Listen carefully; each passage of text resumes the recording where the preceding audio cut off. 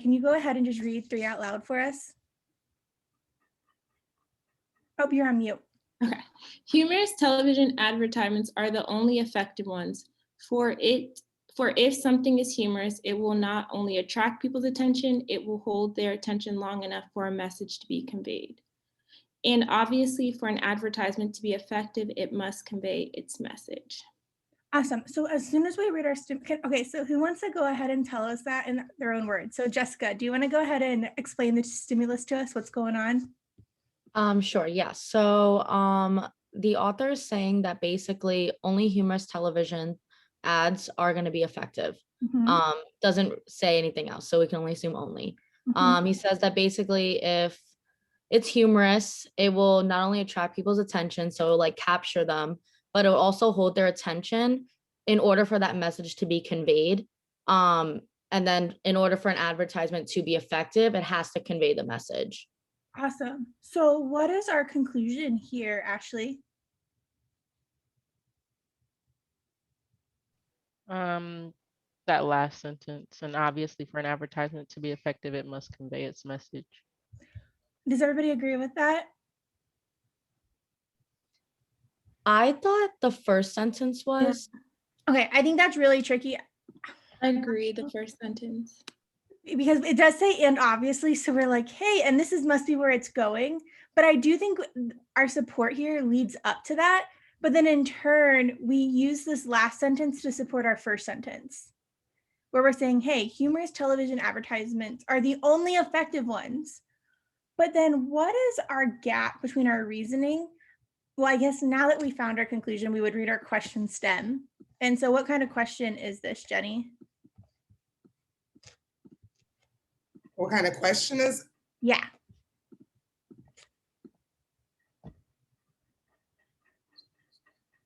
A flaw? Yeah, it's a flaw. So we want to predict our answers here. So go ahead and just type in the chat what your prediction was of what flaw you saw here before going into the answer choices. I was like, well, there are other types of commercials. And then I thought back to like Super Bowl Sunday, like there are commercials with like famous people that can be as effective as like a humorous one that holds people's attention long enough to convey a message. So it's just that, so that strong word, only humorous. Yes, a lot of people did say, a lot of people said they're saying only humorous, but why, yes, that is what we're saying, but the reason that that's a problem is because other commercials could have the things that we're saying humorous television has here. So I think a lot of you probably saw that, but just didn't put it in the message where we're saying, hey, if something is humorous, it will not only attract people's attention, it will also be long enough for a message to be conveyed. Couldn't there be other commercial types that are doing those two things? And so for those of us that are just talking about it, I do, especially right now, since we're still 6+ weeks out from all of your exams. So especially these next 2 to 3 weeks, really focus on forcing yourself to make predictions, even though it makes you a little bit uncomfortable, because it's going to speed you up significantly in the end. So what? Hold on, I have a question about the prediction, because I'm like trying to hone in on that. So when I'm taking the test, do you do that or just when I'm reviewing? Yes, I do it when I'm taking sections and you want to get faster. And I don't type it out or anything, but here I would ask myself what flaw is here. And I would take, even if it took me 20 seconds to make a prediction, it's worth it because I would fly through these answer choices. So so maybe I need to make that more clear. Where making predictions helps you is you spend more time on the stimulus, but you go much faster through the answer choices. Okay, I just have another question because like timing is like really throwing me off. So like how long should we spend for the first 10 questions? Like should we try to predict in like 30 seconds? And if we can't make a prediction in 30 seconds, then move on? Or like, because I'm really trying to like hone in on a strategy. Are there truly times you can't make a prediction? Well, I can make one, but sometimes it's like way off and then sometimes it's like close. So that's something that we really want to work on, continue to work on that skill where I'm sure like, especially in your one-on-ones, I'm sure Katie makes you work on predictions, right? Yeah. And I'm sure, has your prediction gotten better? Yeah, for sure, for And sure. it's just going to continue to get better, especially when you get to harder questions. Okay. Does anybody feel like they've gotten a lot? Jessica, how is your predicting gone? I've worked with you for like 3-4 weeks. Is it getting better? Yeah, I had like an epiphany today when I was doing like strengthening and weakening questions where I was like actually knowing what I was looking for, whether it was like an accept or it wasn't. I was like, I know what the answer choices are going to present to me. So like that's what I'm going to be looking for. And I was like an aha moment. Awesome. I think that I think what you just described is you have to invest in it hard for at least a month, which I know, Kamani, you have, but I think you're also a perfectionist. So I think, especially this group, actually, I think a lot of people here's accuracy is about the same, but you all struggle with timing. And so we're going to get really good at crossing off wrong answer choices and those first 10. So for you, Kamani, I would keep doing your sections and making your or anybody here, keep making your predictions, timing those first 10, and then we will try to get you faster at those first 10 questions, but I wouldn't focus on that right away. Okay. I'm having hard times with making predictions. And number 3 was troublesome for me because it says that, so I'm assuming, okay, so is the flaw here that it says that only humorous television can attract someone's attention in order for it to be conveyed?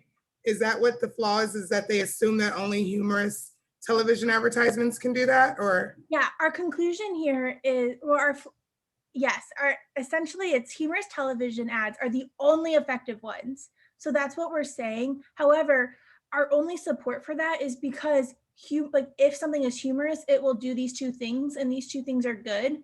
But how do we know that there aren't other commercials that can do these 2 things, which are attract people's attention and long enough for a message to be conveyed? Couldn't a serious commercial do those 2 things too? Yeah, it could, but I think where it got me confused is because we're supposed to take the stimulus as true. And if the stimulus is saying humorous television advertisements are the only effective ones, then I'm like, okay, they're the only effective ones. Okay, so do we take the whole stimulus as true? What do you think? Actually, I always called you Mohib, and I think you just pronounced your name as Mohib. Is that correct? Yeah, Now it's Mohib. Mohib. Now I'm insecure to say Mohib. Is the whole stimulus true or just parts of it? no. So I guess like we're supposed to take the premises as facts, but the conclusion you can argue with. So Oh yeah, that's right. Okay. There you go, Jen. Yep. So that's your reasoning, Jenny, is so we don't have to take this conclusion as factual, but you're absolutely right that everything else we have to assume is true. Okay. And I think I probably got the conclusion confused. Awesome. All right. So so why did you cross off one of these answers, Jessica? Just tell me an answer and tell me why you crossed it off.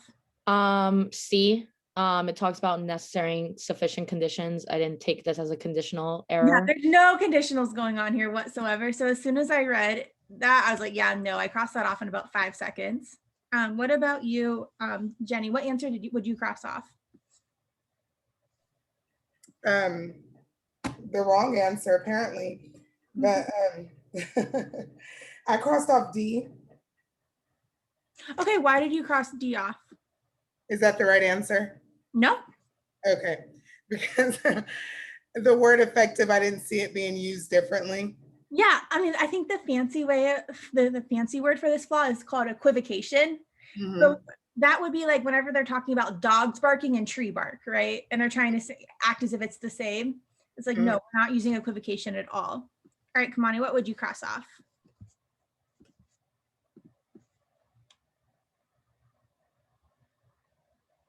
Muted again. Sorry. I crossed off B because I didn't think that was happening. Like because you want to make sure it's happening in the stimulus, and I didn't feel like B was happening. Yeah. Do we confuse? And whenever it says like it confuses something, it's whenever like we take something and try to apply it to a situation, like we just get confused. It's like as if we get confused and think these things are almost the same thing, where we don't confuse attracting a person's attention with holding a person's attention for a long time.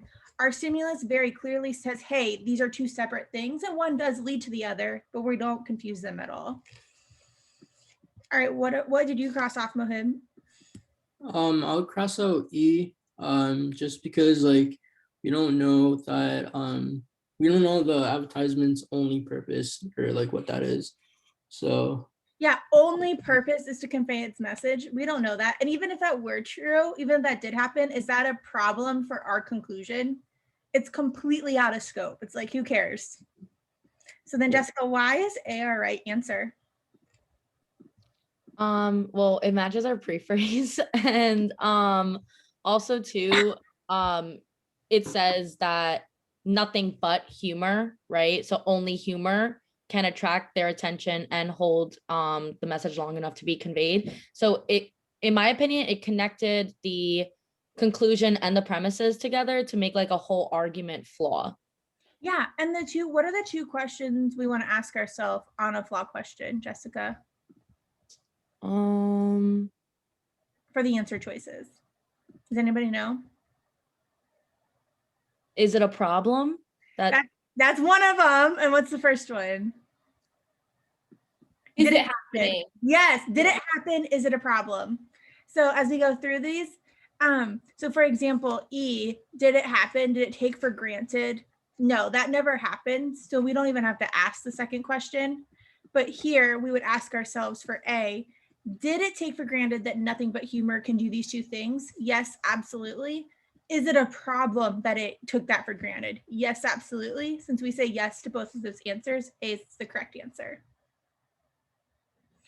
Does anybody have any questions? Does everybody feel like completely, these are the questions that we want to be, the first 10 that we want to be 100% confident in.